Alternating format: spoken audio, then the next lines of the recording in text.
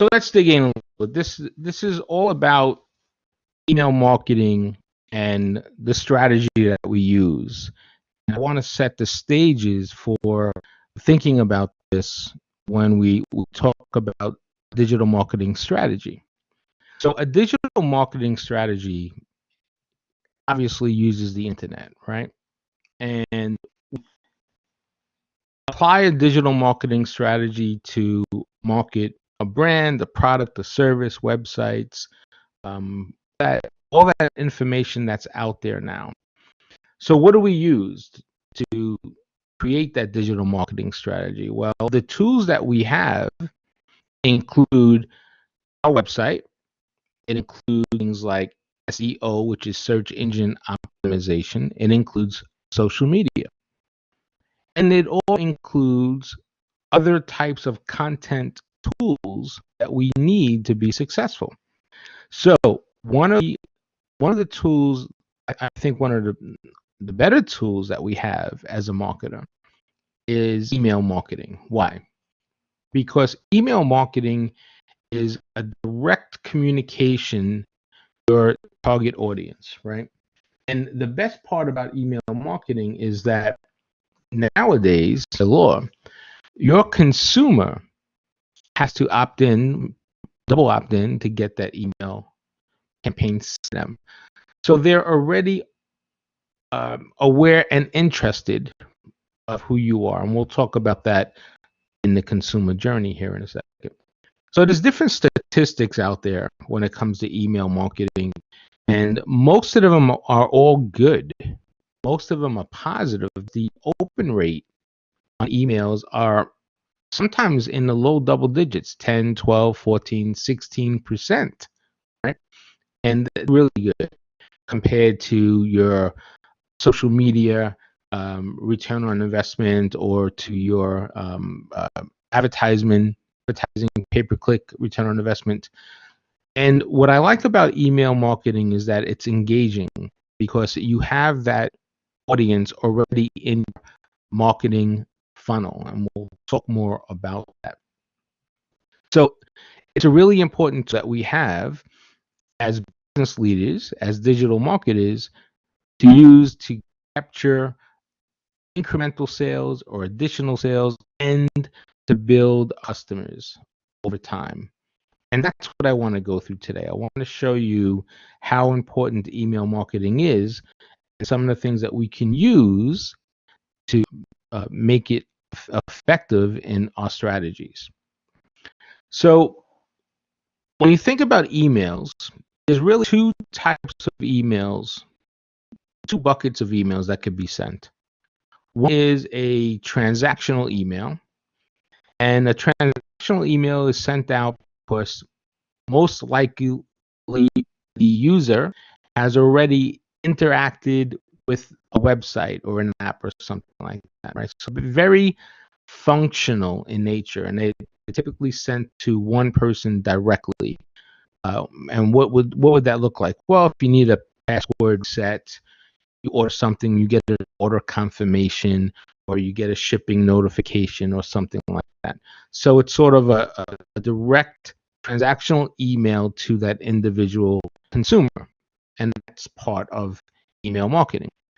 The other type of emails, and these are more of the emails that you'll be sending out as a digital marketer and as a promotional business leader, would be these promotional emails, these commercial emails.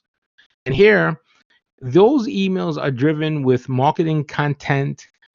They're advertising a product or a service, okay? Maybe they're introducing a sale, a new product, your company, things of that nature. And generally speaking, these promotional emails come to our complete email database. And our email database is a database that's captured by our email service. Now, we could have a CRM system that we already have built into whatever website we have or whatever platform we're using. So that could be there already. And there's different types of CRM systems that capture emails. If you're just looking to use an email provider, email marketing provider, there's different types of companies out there. The one that we'll use would be MailChimp, which is really one of the leaders out there in the marketplace, but there's several different ones. So they do the work of collecting that email for you and keeping that email list uh, current. Now it's your job to scrub the email list, but they keep it current. And that's where you send these commercial emails from. And that's how you build your email list up. So you have to build your email list. In the past, you could have maybe bought some emails, purchased emails, things of that nature. You can still do that today, but you could get into some serious complicated issues, spamming and things like that, because they now have the opt into your system. So I wouldn't advise that at all. You build emails one at a time, and the only way to do that is to drive traffic to a landing page, a social media, give them something to get the sign up. That's a call to action that's required. So you have to build it up one at a time, basically. I'll give you a couple of ranges. Um, I built a website for a gentleman who breeds French French bulldogs here in Miami, and I built a new website with an email capture and things of that nature that he didn't have before. Within 3 months, he had 75 emails that he didn't have before. And what we did was we created a free ebook on how to raise French bulldogs and why they could be an important part of your life. And I helped him write the free ebook, and he gave away a free ebook, and that's what we promoted. And people who came across it signed up and gave us an email, and then he started to reach out to them, which was great because he was not capturing. He was doing this for 11 years. He had a website, and he was doing breeding dogs for 20 years. And for 11 years, he was not keeping track of anybody. So he lost all those customers for 11 years. Now his list is up to about 180 names, and it's a little more than a year right now. So he's averaging about 15 names a month, which is pretty good. All he needs to do is sell four French bulldogs a month using those names, and he's very profitable. So why do we email? What's the purpose of emailing? Well, some of the top line purposes are consumer retention. You want to age in communication with that customer, so you're retaining them. That's what this is all about. Maybe before we even get to retention, we have consumer acquisition. We're trying to get a new customer, so that could be a part of it also. We could also send out emails to get customer data, more information from our existing customers. We can use it to generate leads, to get leads on new customers. We can use it to create brand awareness, to let people know that our brand exists. And then we can also use it to develop promotions, right? Who doesn't like to get a Black Friday sale or something like that into their email box or a special? So these are really the top 6 reasons, and they're not in any order, but the top 6 reasons why we email. So when we begin our email campaigns, because that's what we're talking about here, is developing email campaigns. When we start our email campaigns, we have to create our strategies. We have to think about what we need to do. So the first part of developing an email campaign would be data strategy, and then of course launch the campaign. So in order to do that, we have to understand what tools do we have at our disposal, what our online campaign will be, and what those objectives would be as well. So that's really the first part of launching a campaign, is trying to understand our surroundings, trying to understand our tools, and trying to outline what we want to do and our objectives of why we want to do it. Then the next part is creating the email and launching it, getting it out there. Now, before we do that, we need to make sure we're managing our list, our email list, and even segmenting it, because our list can be segmented to certain types of uh, what am I thinking of? Buckets that, certain different types of actions. So we can segment an email list to people who bought men's shoes, people who bought um, women's shoes, people who came in for the first time. We can really break it down. Then we need to design the email campaign and figure out what that is looking like and get that to send out, and really build the framework of what that email looks like. Normally that includes testing email, sending it out to a couple test emails, clicking through the link to make sure it's all clickable and it looks good on mobile devices, because everyone's going to get their email on a mobile device, right? So that's something to keep in mind when you're building that email. Most computers will build an email from their desktop, and I do that too. I prefer it that way because it's, you get more space and you could be a little more creative. You can see things more optically and visually, and it's just easier, working on a desktop, because it's similar to working on presentations and things of that nature. And then you send out the test. So what I do when I send out the test is I look at it on my email on my desktop, and I do it on my Outlook. I also open up my Gmail. I see how it looks on different platforms. And then, more importantly, I go and open up the email on my phone. And I make sure it looks good on my phone.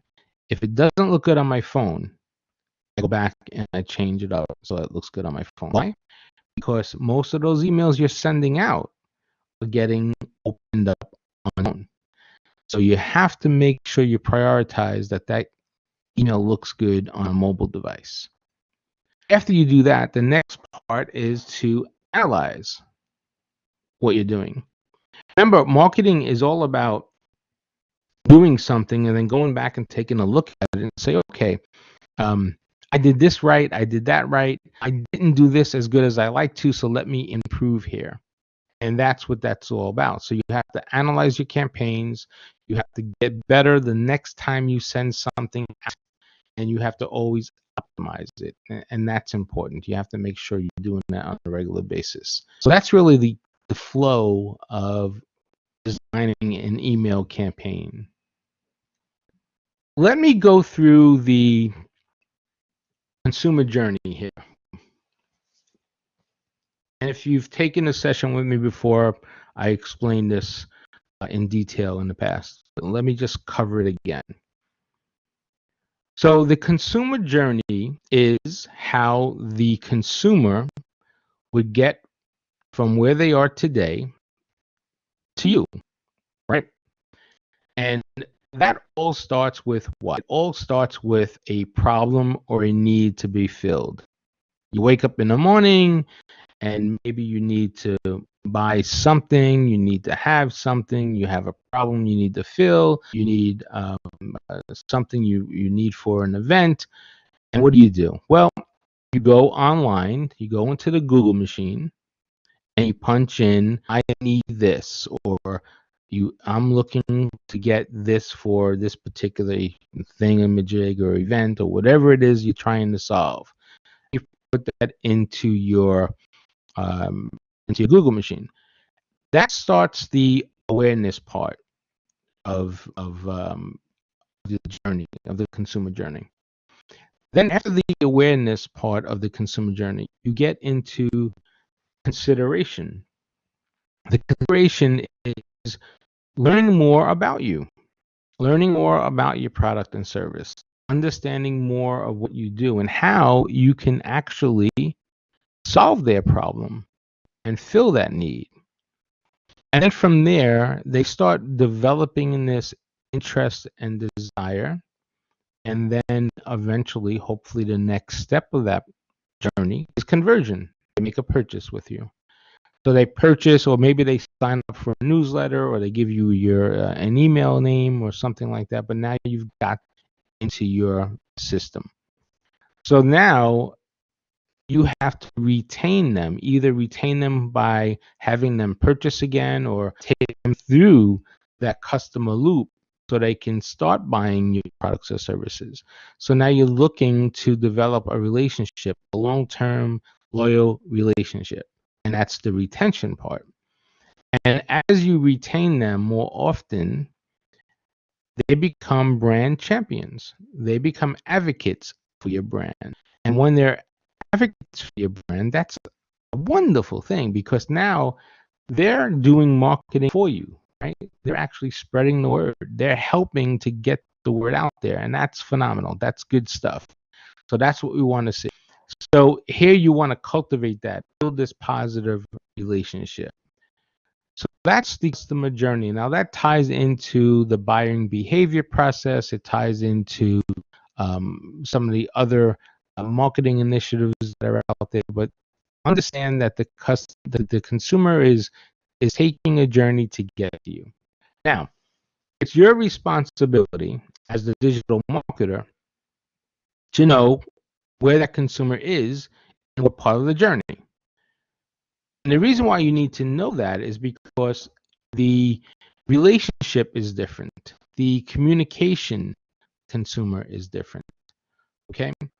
So what do I mean by that? Well, if you just know someone casually, your relationship, us being social beings, you know someone casually, your relationship is casual and it's very, surface level type of thing. But the more you know someone, the more you become engaged with that individual, the more you build that relationship, you start sharing more personal things. Your relationship gets closer and more intimate, and you become tighter together. Right? That's what we're doing here. We're building relationship. So the whole part of this consideration, conversion, retention, and brand championship, after we get them to be aware of us, it's all about building a relationship. How do we build a relationship with our consumer so they fall in love with me? Because I want them to fall in love with me. Because if you love me, you probably will stick around and become an advocate, become a brand champion. You won't leave me. And that's what builds customer lifetime value, which is where we're heading to when we start this whole process. So if you know where they are, if you know where your consumer is in their journey, let's say the first step in this. If the first step is awareness, then we know that that person is new to your brand, new to your company. So here you want to be able to explain the benefits of your product. Tell that subscriber, tell that person who's now part of this, how you solve their problem, what you can do to solve their problem. Just make them aware. Then you can continue to market to them and get them more interested in what you do so they can start considering what you offer the next time they're thinking about making a purchase. So now you're encouraging them to make a purchase. Maybe as you get to know them in a period of time, maybe you want to send them a sale or a discount or promotion, right? That could get a relationship going pretty good. And the next part of that is the conversion, where they're actually buying something or maybe they're signing up to go to the next step. So now you're engaging with your customer. You want to know, okay, now that you're part of the company, now that you're part of the family, what's your feedback? Give us your feedback on the product and the experience and things of that nature. And there's some other things you can do here. Then as we get to that retention piece, we want to develop this relationship. So we're looking to provide some extra benefits to being loyal, right? Maybe we're providing tips and incentives or bonuses and friends and families discounts, things of that nature. Eventually, we get them to that brand champion phase, and now it's all good. It's all positive, right? They're tweeting about you, they're TikToking about you, they're IGing you, they're telling everybody that you're the best product in the entire world. And now you are really becoming a brand advocate for the brand. So you really want to make sure that you show your appreciation and you that that intensity up so that you can keep their brand champion going. Okay, that's sort of the process. You may hear this out there in the marketing world as what we top of the funnel marketing. That's TOFU, TOFU, top of the funnel marketing. You might see middle of the funnel marketing, which is MOFU, MOFU, or you could see bottom of the funnel marketing, which is BOFU, right? BOFU. That's sort of the terminology that we'd use. So, as a digital marketer, it's your responsibility to know where that consumer is in their journey, how you're going to take them to the next part of their journey, and how you're going to build that relationship so that at the end of the day, they fall in love with your brand or with your service or with your company. You build that incredible relationship and they go out and they tell the entire world about you. That's the idea. Let's look at the consumer side of this now. Okay. We all purchase things. We've all bought something online. So we've all been consumers. And we know that the lifespan of consumer exists as well. Now, the ultimate goal of any marketer, the ultimate goal is to create what we call customer lifetime value. CLV. Customer lifetime value means that that customer has been around long enough to create real, true value.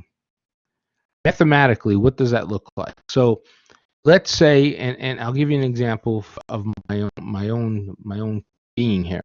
So I purchase only one type of dress. I only buy this one shirt. I've been doing it now for about 15, maybe 20 years. And I got turned onto this shirt that long ago, and I never left it. And the only dress shirt that you see in my closet is a Joseph A. Bank Travel Collection dress shirt. That's it. I have just about every design, every style. Every time I need a new dress shirt, I only get the Joseph A. Bank Travel Collection shirt. That's it. Because I used to travel a lot. The shirt wears well. It doesn't have to be ironed. I can just take it out of a suitcase, throw it on, steam it a little bit in the shower, and I'm good to go. Right? So I'm what am I? I'm a brand champion. I'm an advocate for that, right? So I've been buying this shirt, and the shirts are not inexpensive. They run about on average $100. They have these crazy sales once in a while. They do three for 100, 3 for 150 or something like that. And I'm on the mailing list. So every time they have a sale, I try to buy in and get shirts. Okay. So what does customer lifetime value look for that company for me? So if I buy an average of probably 10 shirts a year, right? Because I cycle through them and I get rid of the older ones that I can't wear anymore, or that really just are past their prime, and I buy new ones. So at an average of $50 a shirt, I spend $500 a year just with this company. Sound like a lot, but I've been buying them, I think, at least 20 years, and if I live another 20 years, I'll buy them again for the rest of my life, right?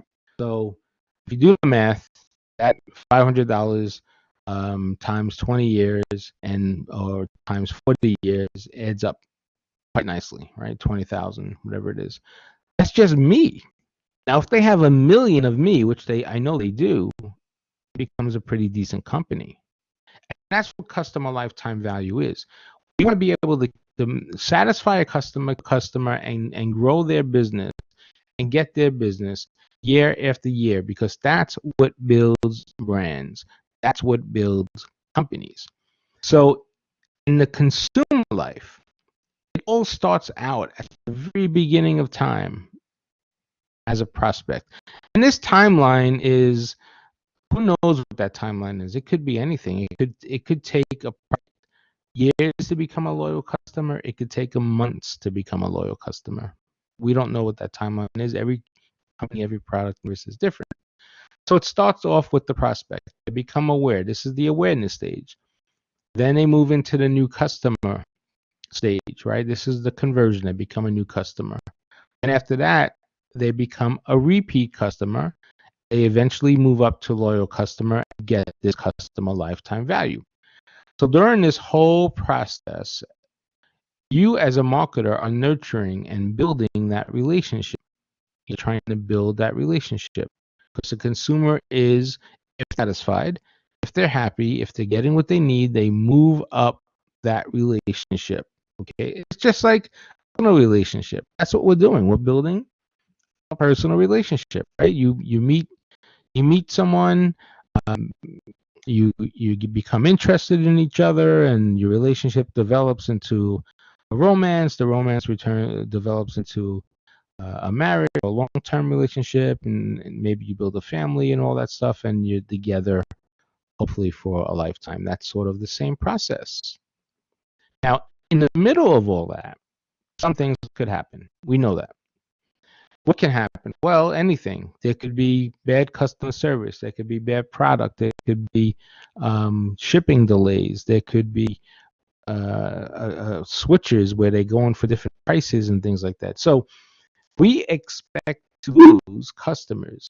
You have to expect to lose customers, because as much as I like to think that I'm the best marketer there is, you will lose customers. And sometimes you lose customers for all kinds of reasons. New customers, right? They don't come back to you. So, or maybe they weren't satisfied with that first purchase. So now they become what we call at-risk customer. Then it even goes further. Maybe a repeat customer becomes a lost customer or an at-risk customer because maybe they had a bad delivery, or maybe they had a bad event and they're never going to buy again, right? That could happen. So you have to recognize that in your marketing chain, because you have to be able to win those customers back. And there's an approach that we can use with email marketing that will help win those customers back. So we can see that the data. If we're looking at the data, if we're looking at the customers that buy something from us, we can see new customers. We can see first purchase. We can see repeat customers, second, third, fourth, fifth purchase. We can see loyal customers, 5 purchases a year for 10 years straight, right? We can see new prospects, people who just joined the list and haven't bought anything yet. We can see customers that bought something 3 months ago and never came back. We can see a customer that bought something and had an abandoned shopping cart and never came back. We could see a repeat customer who had an abandoned shop and never came back, or hasn't come back in 60, 90, 120 days when they used to buy something every 45 days. So we can see that and then we could market to that. So as a business owner, as a digital marketer, you have to be able to see that in the data and tie the name to the action so that you know how you can nurture and build that consumer to get them to customer lifetime value. Now, when we get ready to send out our email list, we have to make sure we understand that segmentation, that targeting. There's a lot of different ways that we can do this. We'll cover it in a little more detail, but basically, you don't want to send the same email to everybody on a list, because everybody on a list is not going to give you the same reaction. You want to filter that down. Maybe you break down your list to, let's keep it simple for a second. Maybe you have 100 names, and in 100 names, you have 75 women, which are target A, and 25 men, which are target B, okay? Then you want to drill it down even further. In the women, maybe you have 40 of them who buy athletic clothing, if you're a clothing store, persona 1. 35 of them purchase professional clothing or dress clothing. That's persona number 2. So now you have that your list is broken down to women buy professional clothing or dress clothing, women who buy athletic clothing, persona 1, persona 2. On the other side of that, you had 25 men in that secondary level target. And again, you're breaking that down to professional and athletic. Again, maybe it's 10 to 15. So why is that important to know? Because now I'm going to send out an email, and the guts of the email, the frame of the email could be the same. Save 30% off of your purchase right now, right?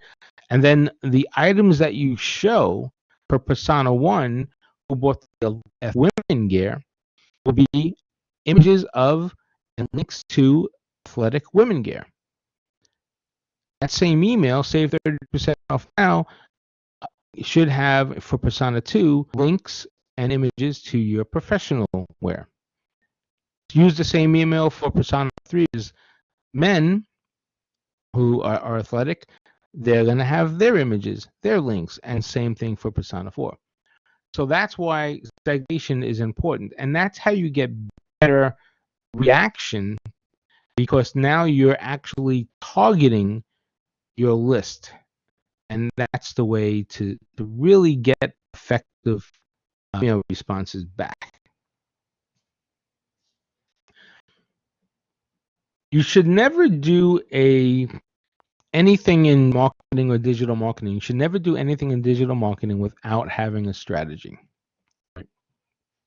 You shouldn't do anything without having goals, without having KPIs. Remember, that's key performance indicators. I remember when we set goals, we talked about that SMART goal setting: specific, measurable, accountable, attainable, realistic, let's say, and timely. So have goal number 1. I want to sell $1,000 of women's athletic gear. That's goal number 1. Tactic A, I want to send out a 30% email blast to the women on my athletic gear list. 30%, I'm going to send that out 7 days, give it a 7-day window. Tactic B, I'm going to create a 48-hour window for those who didn't open the email, because I can see that. And tactic C, I'm going to create a 50% off the next 24 hours for anyone else who's left. So now I'm creating tactics to try to get to that goal. And I would do that for a second goal and a third goal and so forth and so on. So you have to have a strategy. Your strategy is, I'm going to use email marketing to generate sales on a specific product line or during a specific time period. My goal is to have women buy athletic gear and sell $1,000 worth of athletic gear. And my tactics are, I'm going to send an email and give everyone 3 days to save 30%. And then my tactic number is, I'm going to say, whoever doesn't open the email, give them a second chance and give them 48 hours to save 40%. And on tactic C, for those people who didn't open that second email, I'm going to give them 24 hours to save 50%. That's sort of the strategy. That's sort of the goal. That is the tactics. And then you could do that and repeat that. Let's cover some top line concepts of email strategy. And there's different opinions on this out there. I don't think there are wrong ways to do things in marketing. There, in my opinion, there's things that work and things that don't work. If you do things that don't work, that means you need to improve them and get them better. And that's why we do it and learn from it. Okay. So here's a layout of some of the things you can do with email and the strategies that you can put together. On that first set of ideas, the left-hand side talks about timing. So the timing would be when you should send a particular email. What's the timing of that email blast, that email send out? And it gives you the options for types of events. So the middle column there is for new customers, and the right-hand side column is for unique post purchase. So things that maybe someone buys that are unique, a specialized bicycle, or maybe clothing gear or something along those lines. Okay. So let's look at new customer first. You get a new customer, you need to send them an introductory email. Welcome. Thank you for making the purchase. You'll be happy with the product. We're sure we have 1,000 satisfied customers just like you all over the country, and we pride ourselves in making sure we deliver the finest quality at all times. If for whatever reason you're not satisfied, please call us or send us an email here. Right? So you get that first email, and the time that is right at purchase. Now let's continue going down that new customer column. The second email you could send out to your new customer, and that's probably the timing of that 5 to 7 days after the first purchase, is a content email. So there, I'm sending out a content email. I'm helping your customer understand more about your brand, discover more about who you are. You're just giving them some information. We do this, we do that. We have these incredible clothing lines, and we work with the best designers, and you're just building that relationship. Remember, right? So again, let's put this in the terms of social interaction. If your first date is just an introductory date, you have a quick meal and you get to know each other, whatever it is, and maybe you have a follow-up. Well, now we do FaceTime and IGs and all that stuff, but we have a follow-up conversation. That's where we're getting to know each other a little bit, right? We're telling more about each other, and we're building that relationship, and we're getting more comfortable with one another. The next email, the third email, should happen about 14 days plus or minus after that first purchase. And now in that email, you're really giving them more of a catalog of things to buy. So you're talking more about your products. You maybe suggest, hey, you bought the pink jogging outfit. Did you know that we not only do we do pink, but we do some of the best colors in the country, very unique. We have fuchsia and sky blue and Miami blue and Miami green and all these different unique colors. And we personalize that for you. We have it in your size, and you talk about your products. So you're giving more attention to some of the things that they could engage with you. And then the fourth email, perhaps 21 days after that first purchase, if you haven't gotten a second purchase yet or some additional information from them, it would be an incentive email. Hey, thanks for joining us.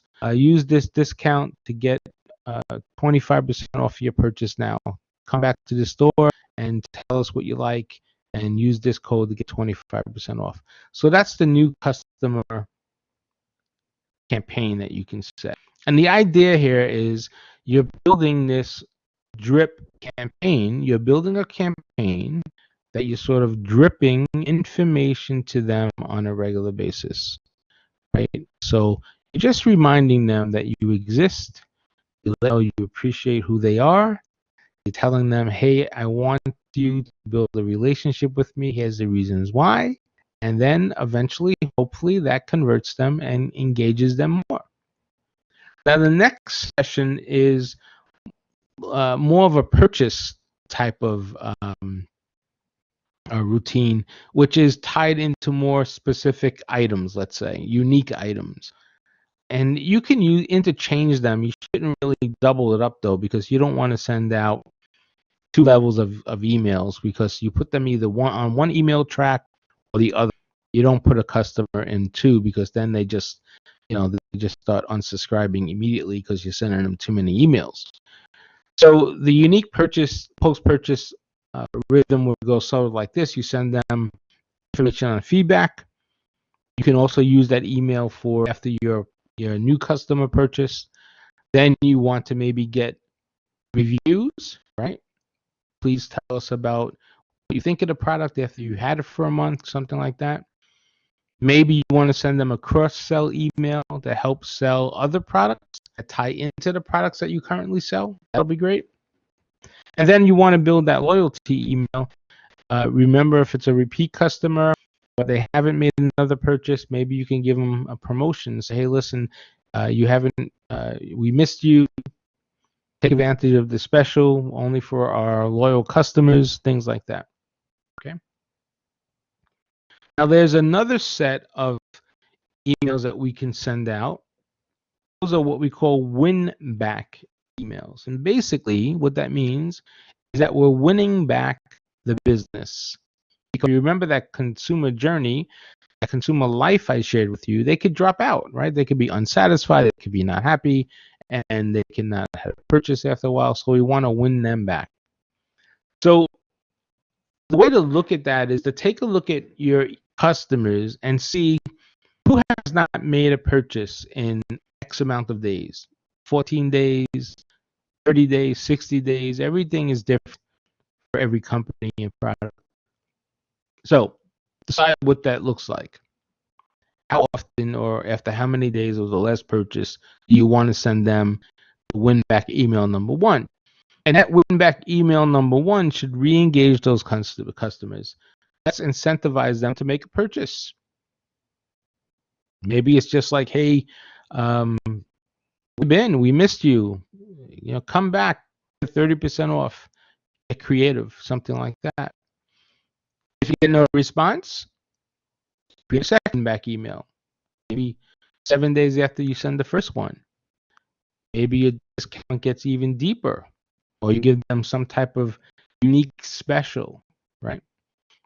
And then if you get no response there, you probably want to follow up with a last email, win back email, maybe 30 days after that last purchase. And again, you pick the timing. And this time, you're really giving them a short time to think. Just, hey, come back to us. If you make a purchase in the next 48 hours, we'll give you free shipping and we'll give you 50% off. Something like that. So that's the win back list. Now, there are other emails that you should plan to send out. One of them is the abandoned carts program that you should put together. And basically what we're trying to do there is recover abandoned carts. A very small percentage get recovered. Different companies do different, but it's always under 10%. So if you get 100 abandoned carts, maybe you get 10 back, you get 5 back. So it's a tough go, but you can get them back. In fact, sometimes customers do that purposely because they know they should get an abandoned cart email discount. So within 24 hours, what I would do is I just send out an email. Say, hey, did you forget something? You left something in your cart. Right? What you bought is still in stock, something like that. Let's see if that gets them back. Probably not, but you could send up a follow-up email within 2 days or even 3 days and say, okay, you left something in your cart, come back now and get 30% off or free shipping or whatever the special is. And if that doesn't work, you send them another follow-up email, the last one within 5 days of that abandoned cart, and you see if you can recover it. So that's the process there. Then you have special occasion emails you could send out, like anniversary of being a customer. 7 days before their anniversary, you can send them out an email. Hey, it's been almost 1 year since you've been a loyal customer. We really appreciate you. Thank you very much. 10% off any purchase, now, something like that.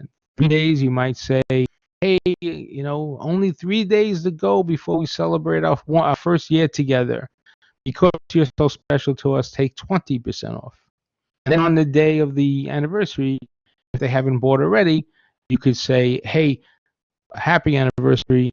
Use this discount for you or any family or friends and enjoy your anniversary of being a customer with us. And then you could do the same idea with birthdays as well.